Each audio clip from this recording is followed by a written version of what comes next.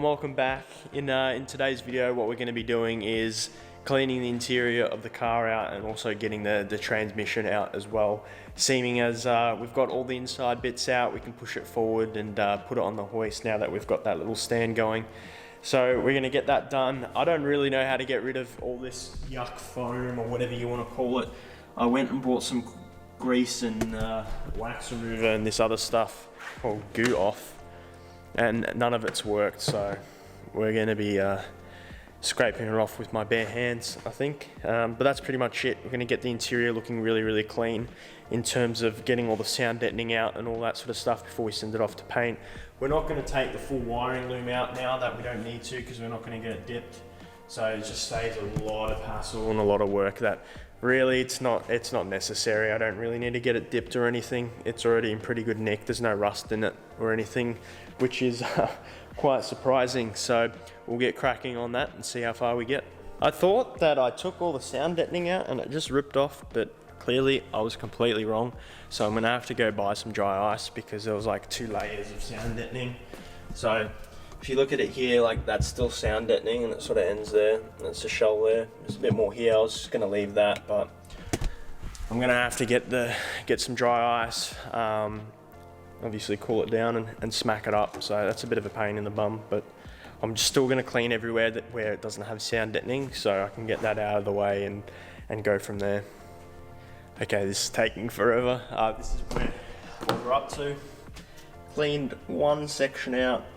Still got all that to go. There is so much of this glue rubbish that just won't come off no matter what you do. You got to hand scrape it with some gloves on. It's such a pain, but it's going to look good when it's done, hopefully.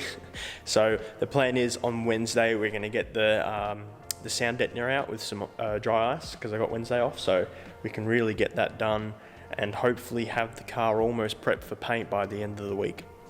Oh, this is taking forever. It's looking much cleaner now though. So much goo in there and all that rubbish. Slowly but surely getting there. My hands are destroyed from just rubbing all the glue off, and I'm high off all the fumes in there, but it's good. It's getting there.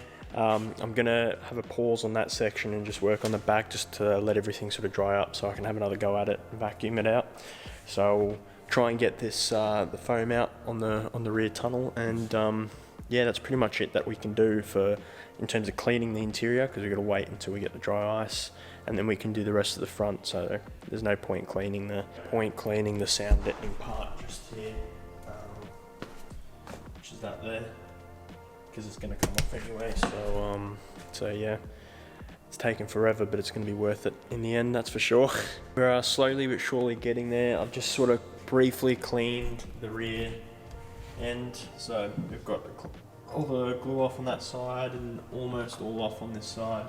I'm just going to give it a nice little vacuum and a wipe down. My fingers are sore from taking all the glue off, so I'll give myself a break from that. Clean the boot a little bit, but yeah, it's proven to be a pain to get all this stuff off. It's definitely not easy, and it's taking forever. It's 2:30 and I started at about 9:30, and it doesn't even look like I've done that much, so it sucks, but it has to be done, unfortunately. So I just gave it a quick vacuum, clean the boot area just a bit from all the rust and dirt and the surface grime, whatever you want to call it. So didn't really take too long, cleaned it as best I could, and then moved on from there. With my mate Kai here, he's just discovered a bit of an issue with his amazing 370. It is amazing. It's a bit damp. That's all oil. It's all oil. All down the exhaust. There's oil here. There's oil here. Just a little leak. Up. I can't really see it. It's not meant to be like that. So we're going to fix that today for him. And I don't know what we're going to do about this oil leak. You definitely need to sort that out, eh? Yeah, it's not the best. Is it stop leak? Do you have like a clutch? Does it clutch work, or? Clutch? What do you mean? Of course it works. Well, thought it might be the rear main, you know? No, it's not to do with the clutch. Have you got an oil cooler? Yeah, it's just... It'd be one of those lines, just loose or something. Yeah, but how does it get there? Well, it runs down. Maybe. I did You've grease this before I'm roadworthy, so. Yeah, well, that looks no Yeah, it's not good. the It best. just runs down all the way down the How exhaust. does it get to the exhaust? Like, It's like down we're gonna here have as a major well. oil fire soon. What's that? Major oil fire. Righto. We'll mark that in the history books. Righto, we'll crack on with this for this old mate and get this sorted.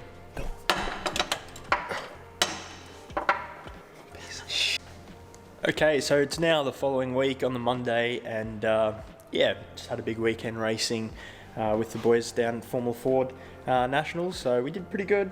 Super happy with the boys, but we've got the day off today, so you know what we're going to be doing, working on the 944. So we're going to start off by ripping apart what we can from the engine bay. So we'll take the brake booster out, some separate lines for the cooling, and then we're going to get it up on the hoist and get the gearbox out. So we're almost there. We've got probably about 2 to 3 days more of prep before we can send the car off to get painted. So yeah, I'm pretty excited. It's going to be unbelievable. And I think we're going to do another video or a short video of just ordering some parts, because then we can sort of be transparent on what we are getting.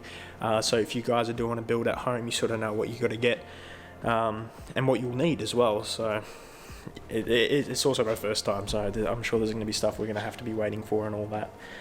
But in the meantime, while we're waiting for the car to get painted, we're going to be working on the engine. We'll strip that back, change all the gaskets on it, build some headers, and also an intake for it once we get the car back. So there's a fair bit to do and not a lot of time, so we'll get started. I think I got a bit ahead of myself. I actually meant 2 to 3 weeks, not days, but yeah, anyway, it's going to take a while to strip the engine bay completely and then shave it to where I want it to be, so there'll be a bit of panel work and quite a fair bit of sort of filling all the holes that we're not going to be using and such to make it look as clean and as smooth as possible. So it's going to take a bit longer than 2 to 3 days, like I accidentally said. I meant to say weeks, but anyway, we got to this far, so might as well do a good job of it. Okay, so brake booster out, some of the wiring out, all that firewall stuff out. So this is what we're left with. The only thing we can't take off at the moment is the brake lines and the clutch lines. Just we're going to wait to lift the car up to do that. And then we can attack and take it off, because it's all mounted from the bottom as well.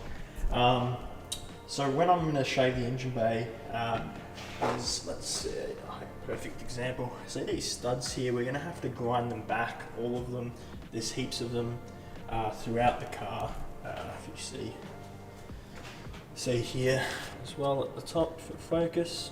There's another one down there. So what they do is they also they hold the wiring loom to the chassis and also some of the brake lines, but what we're going to do is make it way nicer. We'll shave them off and then rivet little like zip tie clips, I think they're called, but that looks way nicer, all countersunk, super clean. And you don't have studs sticking out everywhere. It doesn't look like this. So once we finish the underside, we'll get the grinder out, cut all of them off, clean it up. Obviously leave the ones that say the brake booster sits in and other stuff like that. I'm not too sure what I'm going to do with this hole here if I fill it up. That had the intake, and then the pod filter sort of sat in the guard, so I'm not too sure if I'm going to have the pod filter sit where the headlight is, but something to think about. And also these holes here, full focus, there we go, these holes right there, they're for like water, so unless I make another water drain, it's going to sort of stick out and be a bit ugly, but I'll have to think about that after. But simple things like this we're going to have to keep when we shave the engine bay, because that has the something for the engine, I forgot what it was. And also you've got these sort of crappy things. So we'll shave them down, bash that up as well so it's nice and flat. We'll keep this, obviously all this silicon's going to go because that's really bad. But that's pretty much it for the shave. Already the guards are pretty clean. There's no panel beating that needs to be done. Just need to fix this up here. So that won't be too hard. Just get some sheet metal, cut a nice square out, clean that up, weld it back in. But other than that, the plenum's pretty clean. And also got the windscreen out as well, the windscreen wipers out. So yeah, get in there. We should be able to lift the car up now and take the bottom half off. The car's back on the hoist now. I have to lift it up from the same mounting points we lifted up from before because the car's like really rear heavy, so I'm gonna have to get the fuel tank and the diff out before we can move it to get that rear assembly out. This sort of part here, which is a pain because I thought rotating the car would help, but it didn't. It was just too rear heavy now with all the weight at the back, so I'll get the diff out and the drivetrain, and then we can flip the car around. So the car's back, obviously in the air still. I've just loosened up some of the bolts for the transmission and trying to take a heat shield off and rounded one of the bolts, so that's not going to be fun fixing. So I've just grinded it back just a little, that one there. This is pretty much where all the rust is that I can find, so just on a heat shield, so it's not too bad. So I've grinded it back a bit. I'm going to drill a hole and tap it out, so it's not too bad. Should be relatively easy to get out, and then we can take the transmission out because all the other bolts are pretty much loosened up. Completely drenched myself in fuel, getting the fuel out of the tank. It must have been pretty full, and I took the line off at the bottom and it just drenched me, so it took ages to get all the fuel out. It took about 40 litres out of the tank, so I must have left quite a fair margin in there. So I'm going to try and drop the fuel tank now to make space to get the transaxle shaft, whatever you want to call this thing, drive shaft out. Yeah, shouldn't be too bad. 4 rusty bolts and some fuel lines, so we'll get cracking on that. What a day. We managed to get the tank out. It took quite a while, to be honest. It was stuck, rusted in, you name it, dirt everywhere, grease everywhere, spilt so much fuel on me. I stink of it, so I think today we're going to leave it at that. So we managed to get the transaxle out and the fuel tank, tidied the engine bay up as well, so we've got quite a bit done today, believe it or not. What's left of the car, we still got to get that drivetrain out. It should be pretty easy now that all the weight's out of the rear, because there's quite a bit of fuel in the back, so I'll be able to flip the car around, get it out, which is just sitting there. You can see it right there. Should just drop out. There's nothing attached to it at all, so it'll be pretty easy to get it out. Then clean up the engine bay just a frag more. There's still some of the heat wrap that we can take off. Obviously clean the interior just a little bit more, get the windows out, and that's it from me. There's not much I can really do until it's painted, and then we can start doing the cool stuff. Yeah, this is the transaxle. Obviously you've got the diff in there, which we will be changing the spool to make it a LSD, and also that's the gearbox there, so it's pretty cool. It's super clean on the inside, which is really surprising for a 40-year-old car almost. So it's going to be good. Can't wait to start building the engine. It's going to be so much fun. It's just behind me there. Cannot wait to make some headers for it. Just make it look sick. So I think that's it for me this week. Hopefully there's enough content to make it a half decent video. We didn't really do much this week. That was super important, but you know, we still had to get it done.